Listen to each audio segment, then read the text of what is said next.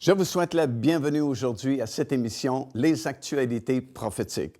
Bien, nous sommes en train d'étudier ensemble la chronologie des événements prophétiques qui doivent se produire, qui doivent arriver bientôt, jusqu'à l'établissement du royaume de Dieu sur cette terre. Nous avons déjà vu dans nos émissions précédentes que la majorité des signes qui nous ont été donnés dans la parole du Seigneur pour nous prévenir de la proximité du retour du Seigneur Jésus-Christ sont déjà accomplis. Mais maintenant, nous voulons voir, selon la parole de Dieu, quelle est la chronologie des événements à venir, des événements prophétiques qui ont été décrits dans la parole de Dieu comme devant se produire maintenant et pour plusieurs années devant nous jusqu'à ce règne éternel du Seigneur Jésus-Christ sur cette planète Terre avec tous ses rachetés. Déjà, nous avons vu que le prochain événement prophétique à venir, c'est cette attaque surprise d'une grande coalition de nations avec cette grande superpuissance située, selon la Bible, au septentrion, qui est le nord complet, au nord complet d'Israël. Grande attaque surprise sur les montagnes d'Israël et Dieu lui-même va intervenir de façon surnaturelle. Ce sera suivi d'un deuxième grand événement prophétique, c'est-à-dire la signature d'un traité de paix et de sécurité pour une période de 7 ans qui permettra à Israël d'accepter cet homme comme son Messie, alors qu'en réalité, c'est un faux Messie, c'est, selon la Bible, l'Antéchrist. À peu près dans cette même période de temps, il y a un troisième événement prophétique qui va se produire et qui sera sous la forme d'un grand réveil dans l'Église du Seigneur Jésus-Christ. Ce réveil-là viendra à la suite de cette défaite cuisante de la coalition sur les montagnes d'Israël, puisque Dieu lui-même avait dit dans sa parole que c'est lui qui était pour intervenir et donner une grande victoire à Israël et que le monde entier va le savoir. Alors, si soudainement le monde entier prend conscience que c'est Dieu lui-même qui est intervenu pour donner une victoire surnaturelle à Israël, bien, c'est une prise de conscience mondiale aussi que Dieu existe. Et il s'est manifesté de façon vraiment spectaculaire à l'échelle mondiale, et ça va permettre à des millions et des millions de personnes soudainement de se convertir et d'accepter le Seigneur Jésus-Christ comme leur Seigneur et Sauveur de leur vie. Nous avons plusieurs versets dans la parole de Dieu qui confirment cela, qui parlent de réveil dans les derniers jours. Lorsque la Bible parle du retour du Seigneur Jésus-Christ, c'est toujours associé avec la pluie spirituelle. Et la pluie spirituelle, bien sûr, fait toujours référence à un réveil, à un mouvement puissant du Saint-Esprit. Dans le livre du prophète Osée, par exemple, dans le 6e chapitre et au verset 3, le prophète avait annoncé la venue du Seigneur et il dit « Sa venue sera pour nous comme la pluie du printemps ». Dans l'épître de Jacques, dans le 5e chapitre et au verset 7, Jacques nous exhorte à attendre la pluie de l'arrière-saison. Comme le cultivateur a fait ses semences, ses semailles, et puis il y a eu la première pluie, et il attend patiemment la pluie de l'arrière-saison pour que cette semence puisse venir à maturité. Et il y a plusieurs autres versets qui sont toujours en relation avec le retour du Seigneur et la pluie spirituelle. Il y a des versets très spécifiques, comme dans le livre du prophète Joël, par exemple. Dans le 2e chapitre et au verset 28, il y a une grande prophétie que Joël avait donnée pour les derniers jours, en fait. Il avait dit, dans les derniers jours, Dieu va répandre son Saint-Esprit sur toute chair. Il avait dit, vos filles et vos fils vont prophétiser, vos jeunes gens auront des visions et vos vieillards auront des songes. Bien sûr, lorsque le Saint-Esprit est venu sur les 120 disciples dans la chambre haute à Jérusalem, il y a 2000 ans passés, à l'occasion de la fête de la Pentecôte, lorsque Pierre est sorti de la chambre haute, il a prêché sur ce texte-là de Joël 2,28. Et il a dit, c'est ici l'accomplissement de la prophétie de Joël qui avait dit que dans les derniers jours, Dieu répandrait son Saint-Esprit sur toute chair. Mais évidemment, comme toute prophétie, ou presque, il y a toujours un premier accomplissement et un deuxième accomplissement. Souvent, il y a un accomplissement de la prophétie presque immédiatement alors qu'elle a été donnée, et cette même prophétie a un deuxième accomplissement, quelquefois des centaines d'années, quelquefois des milliers d'années plus tard.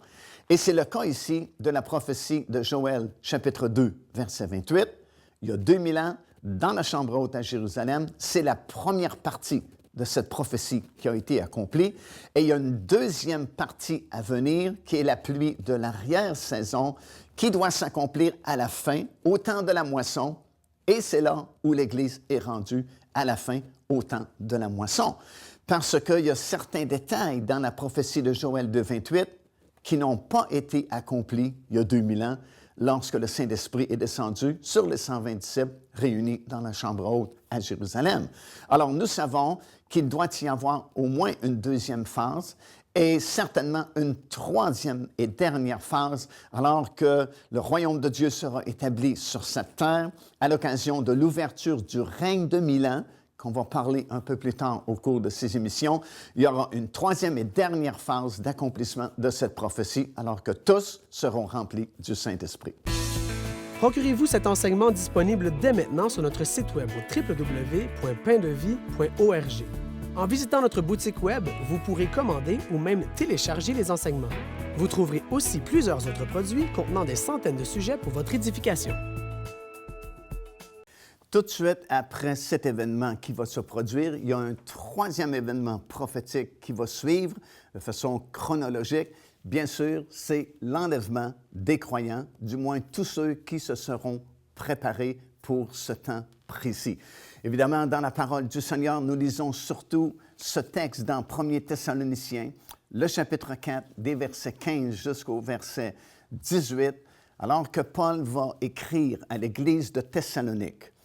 Et lorsque Paul a écrit cette lettre, il revenait d'à peu près 3 années passées dans le désert d'Arabie. Parce que Paul avait trouvé le Seigneur Jésus-Christ sur la route de Damas. Bien sûr, il avait accepté le Seigneur et il avait commencé à prêcher déjà à Damas. Et bien sûr, ça ne fonctionnait pas parce que les gens n'avaient vraiment pas confiance en lui, parce qu'ils savaient qu'il était venu à Damas pour amener des chrétiens en captivité à Jérusalem. Et à cause de cela, il y a eu des menaces de mort qui ont été faites contre lui. Et les frères qui avaient cru en lui ont été obligés de le cacher dans une corbeille et le faire descendre le long de la muraille, le mur de la ville de Damas, pour qu'il puisse s'enfuir pour sauver sa vie. Et l'apôtre Paul va nous expliquer qu'à ce moment-là, il est parti pour l'Arabie. Et lorsqu'il était en Arabie, il a eu cette grande révélation de la grâce. Et il n'y a personne vraiment comme l'apôtre Paul qui peut nous expliquer la grâce que nous avons présentement en Jésus-Christ. Mais en même temps, il lui fut révélé beaucoup de choses concernant les événements de la fin et particulièrement concernant l'enlèvement des croyants lorsque le temps sera venu. Et c'est vraiment grâce à ces révélations-là qui ont été données à l'apôtre Paul lorsqu'il était dans le désert d'Arabie, que nous pouvons savoir et comprendre au sujet de l'enlèvement des croyants dans les derniers jours. Et cette révélation, je pense, elle était tellement forte, tellement grande, tellement importante, que lorsque l'apôtre Paul est revenu du désert d'Arabie, c'est sa première lettre qu'il a écrite à ces gens-là, à Thessalonique, aux Thessaloniciens. Et si vous lisez la première lettre de Paul et la deuxième lettre de Paul à l'Église des Thessaloniciens, quoi parle-t-il? Il parle surtout du retour du Seigneur Jésus-Christ et l'enlèvement de l'Église dans les derniers jours.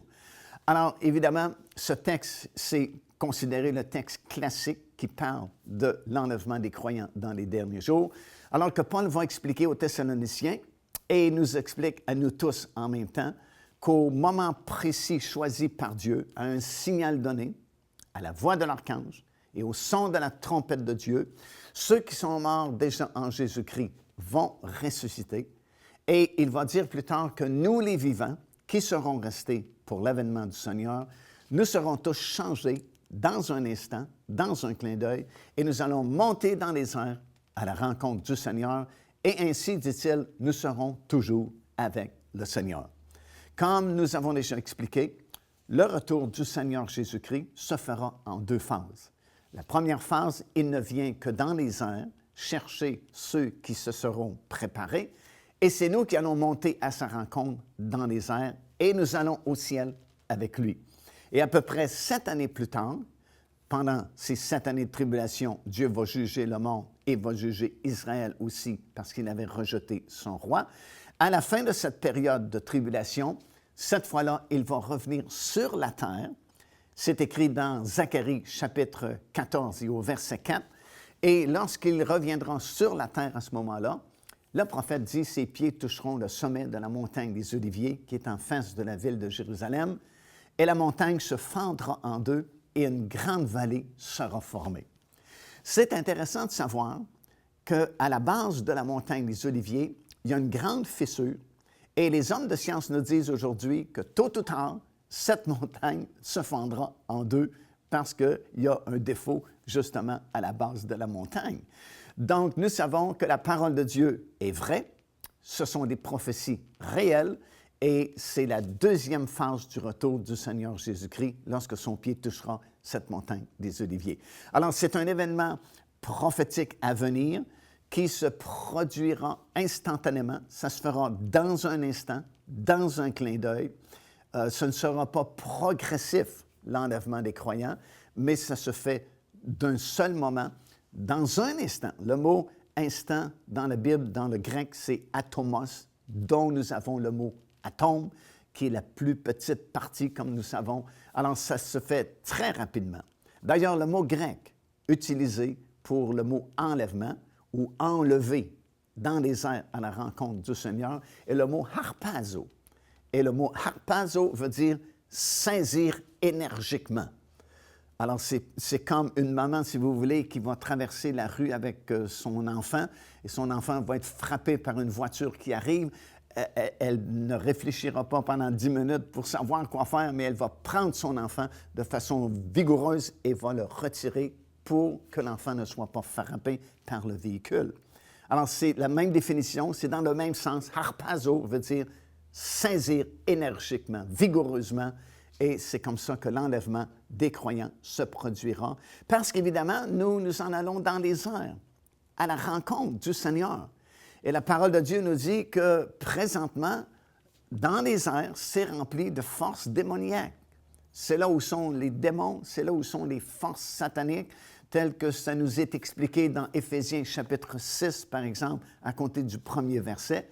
Et parce que nous allons dans les airs à la rencontre du Seigneur, il faut que ce soit fait ainsi, de façon énergique, de façon vigoureuse, pour traverser ce blocage qu'il y a dans les airs et se rendre jusque dans la présence de Dieu, là-haut, dans le ciel. De toute façon, lorsque vous entrez dans le monde surnaturel, lorsque vous parlez des choses célestes, bien, les choses se font très rapidement. Quand Jésus est monté du sommet de la montagne des Oliviers et qu'un nuage l'a dérobé en leurs yeux, fraction de seconde, et il est déjà rendu à la droite du Père dans les lieux célestes. Joignez-vous à nous afin de célébrer le Seigneur et entendre le message de la parole de Dieu par l'évangéliste Mario Massicotte. Venez recevoir ce que Dieu a préparé pour vous. Visitez notre site web www.paindevie.org afin de connaître notre itinéraire. Nous serions très heureux de vous rencontrer et de vivre des moments forts avec le Seigneur.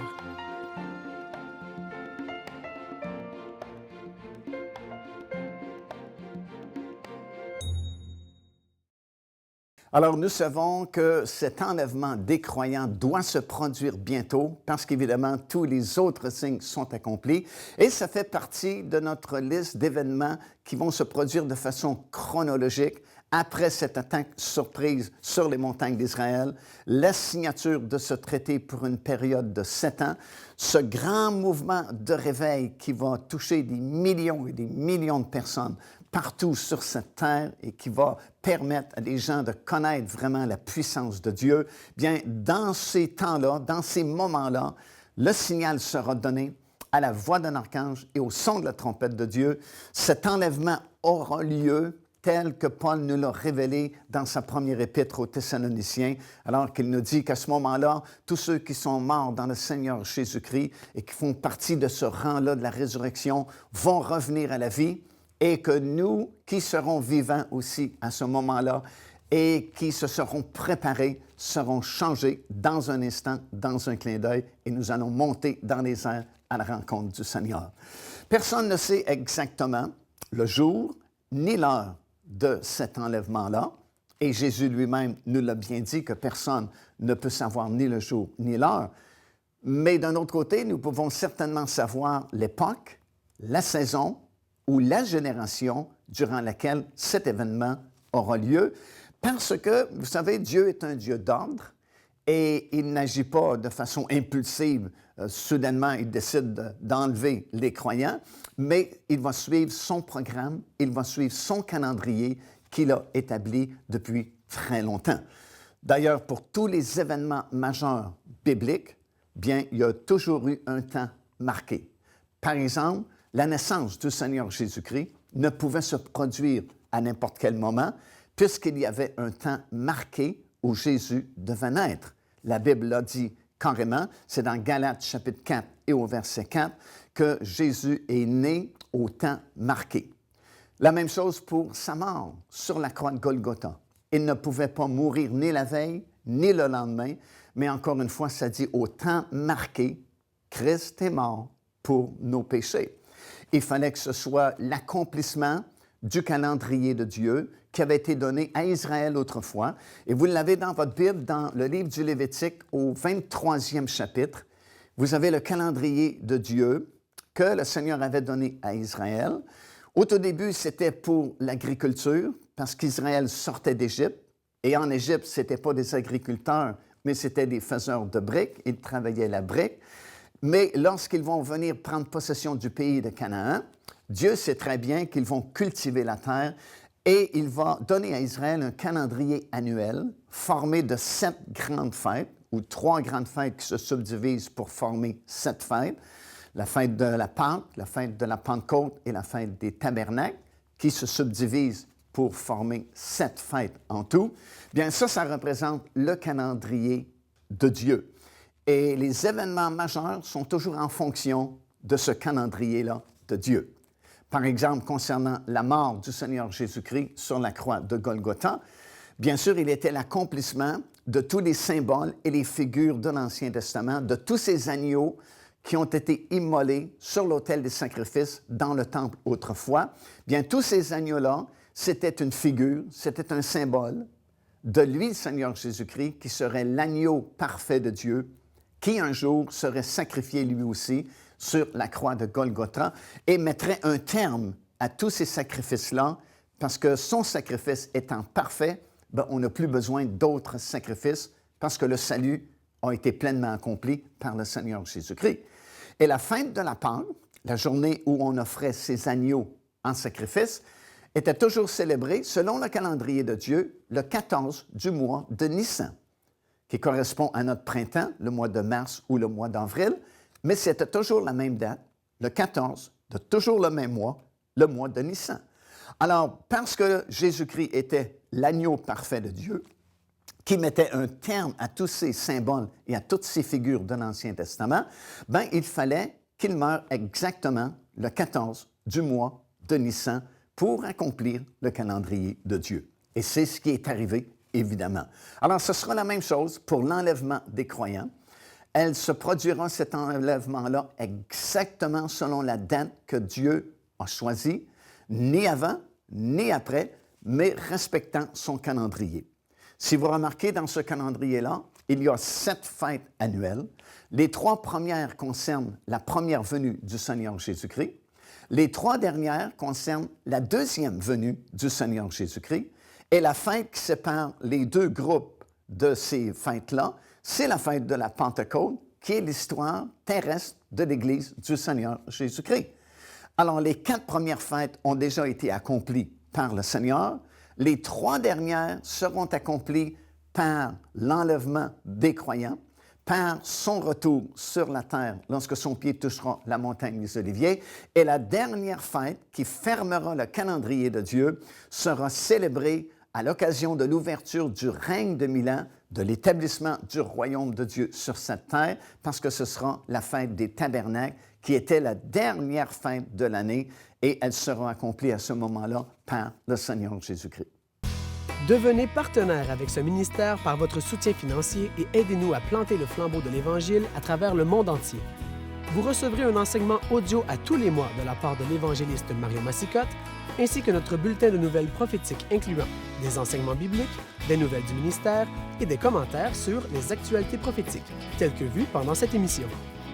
Débutez dès aujourd'hui en visitant notre site web www.paindevie.org ou par courriel à info@paindevie.org ou en nous écrivant à Pain de Vie, casier postal 426 800 Square Victoria, Montréal, Québec, H4Z 1J7.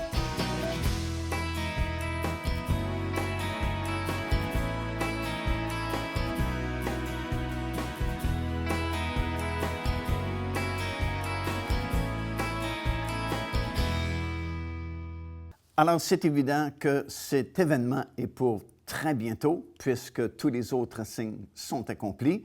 Et conséquemment, parce que ça va se faire rapidement, dans un instant, dans un clin d'œil, il faut nécessairement se préparer. Et à la lumière de ce que vous entendez au cours de ces émissions de télévision, prouvant que les autres signes sont accomplis, et ça nous démontre qu'on est vraiment une génération particulière, la génération de la fin, bien, tout logiquement, ça veut dire préparons-nous pour ce glorieux événement parce que, encore une fois, ce ne sont pas tous les gens qui fréquentent les réunions dans nos églises qui seront enlevés, mais uniquement ceux qui se seront préparés pour cet événement-là. C'est pourquoi, d'ailleurs, la Bible nous a donné des signes. Les signes, ce ne sont pas les choses réelles, mais ce sont des choses qui nous préparent pour ces événements-là. Ce sont des signes qui nous disent c'est pour bientôt. Et lorsque nous voyons le signe, bien, ça devrait nous encourager à nous préparer pour faire partie de ce glorieux enlèvement-là.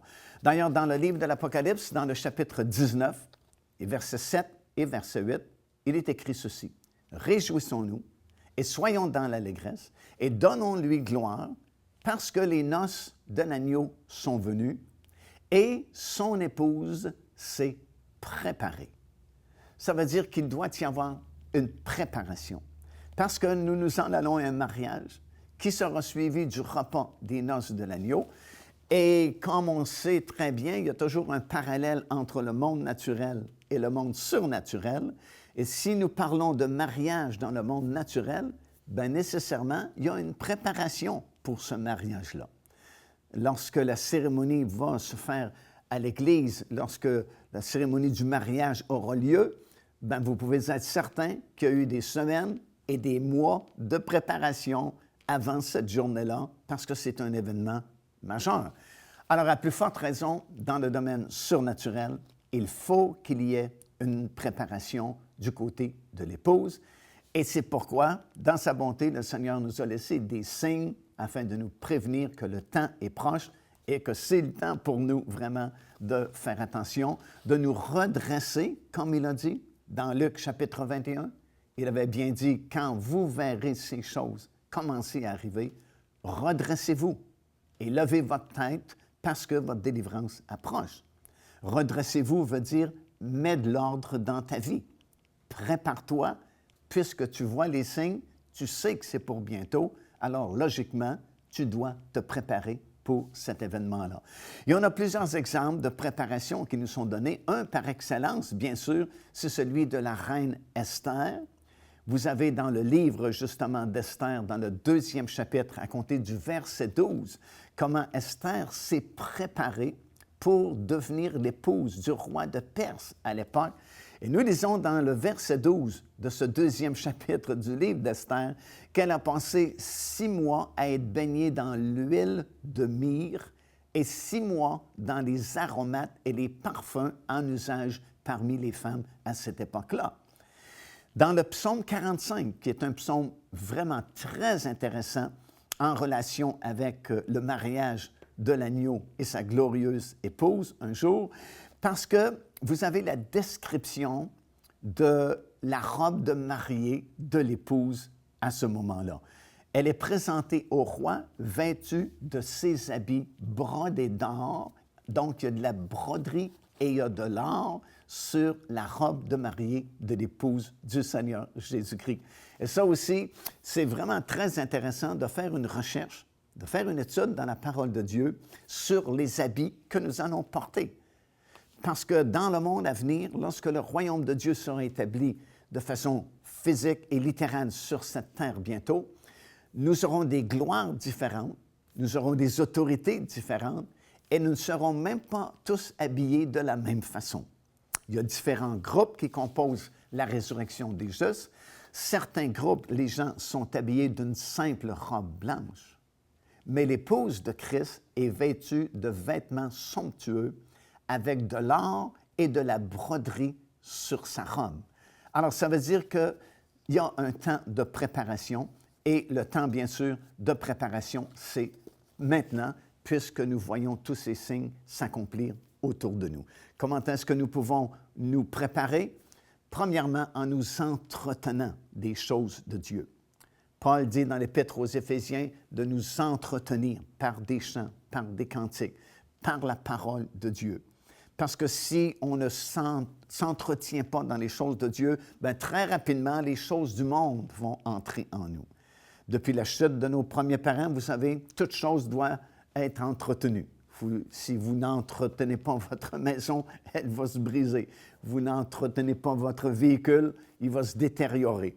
Bien, c'est la même chose dans le monde spirituel. Si nous ne nous entretenons pas des choses de l'esprit, bien, rapidement, les choses du monde vont gagner du terrain chez nous.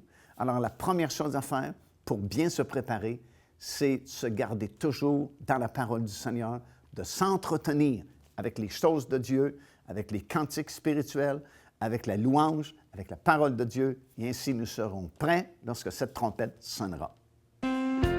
Car Dieu a tant aimé le monde qu'il a donné son Fils unique, afin que quiconque croit en lui ne périsse point, mais qu'il ait la vie éternelle. Téléchargez gratuitement l'enseignement « Le salut, c'est quoi ?»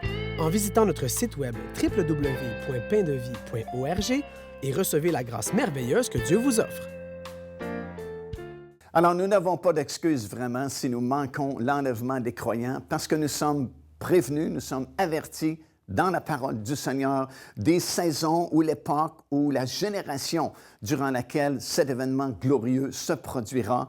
Et à la lumière de ce que nous avons vu et entendu, nous savons que nous sommes cette génération. Nous sommes définitivement la dernière génération avant ce glorieux événement.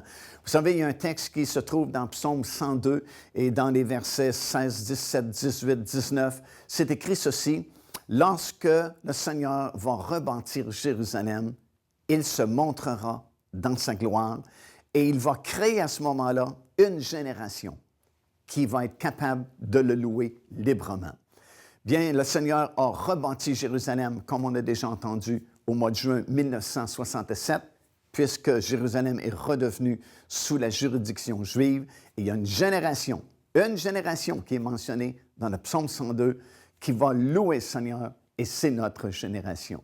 Alors, venez donc à la connaissance du Seigneur Jésus-Christ. Acceptez-le aujourd'hui comme votre Seigneur, comme votre Sauveur, parce que vous êtes membre de cette dernière génération, la génération de la fin, qui pourra voir la gloire du Seigneur, être changé dans un instant, dans un clin d'œil, monter à sa rencontre dans les airs et être avec le Seigneur pour l'éternité.